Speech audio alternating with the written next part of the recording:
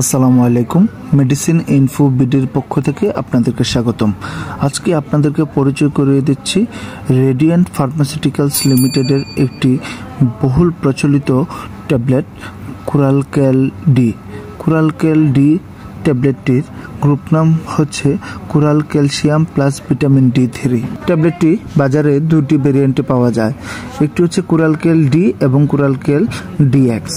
ট্যাবলেটটি যে সকল সমস্যার জন্য নির্দেশিত সেগুলো হচ্ছে অস্টিওপোরোসিস এর প্রতিরোধ ও চিকিৎসায়, অস্টিওমেলাইসিয়া, টিটানি, হাইপোপ্যারাথাইরয়েডিজম, অস্টিওজেনেসিস, এছাড়াও খাদ্যে ক্যালসিয়াম এর ঘাটতি পূরণে, গর্ভাবস্থায় ও স্তন্যদানকালে, শিশু কিশোরদের দ্রুত বৃদ্ধির সময় ইহা দেওয়া হয়। অন্যান্য নির্দেশনার মধ্যে রয়েছে প্যানক্রিয়াটাইটিস, তীব্র কিডনি অক্ষমতা ফসফেট বাইন্ডার হিসেবে। প্রতিটি ট্যাবলেটে রয়েছে calcium carbonate USP 1250 milligram, coral source থেকে 500 মিলিগ্রাম, এলিমেন্টাল ক্যালসিয়াম এবং ভিটামিন ডি ইউএসপি 200 আইইউ।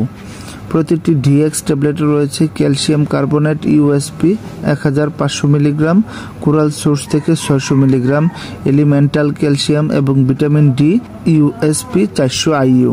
মাত্রা ও সেবনবিধি: একটি ট্যাবলেট দিনে 1 থেকে 2 বার প্রচুর পরিমাণ পানির সাথে বা চিকিৎসকের পরামর্শ অনুযায়ী ভরা পেটে খেলে শোষণ ভালো হয়। পার্শ্ব প্রতিক্রিয়া: বিরল ক্ষেত্রে পেট ফাঁপা, বুক জ্বালা, ডায়রিয়া ও কোষ্ঠকাঠিন্য হতে পারে।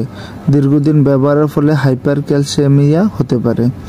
গর্ভাবস্থা ও স্তন্যদানকালে: গর্ভাবস্থায় দৈনিক গ্রহণ 1500 মিলিগ্রাম ক্যালসিয়াম এবং 600 আইইউ এর বেশি হওয়া উচিত নয়। প্রাণীদের গবেষণায় ভিটামিন ডি এর উচ্চ মাত্রায় প্রজনন বিষাক্ততা দেখানো হয়েছে।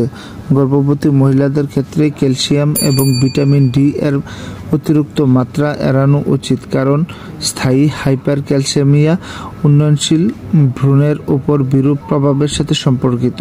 সুপ্রিয় দর্শকবৃন্দ, ভিডিওটি যদি ভালো লেগে থাকে লাইক, কমেন্ট এবং শেয়ার করুন। পাশাপাশি এই ধরনের আরও গুরুত্বপূর্ণ ভিডিও পেতে চ্যানেলটি সাবস্ক্রাইব করে পাশে থাকুন।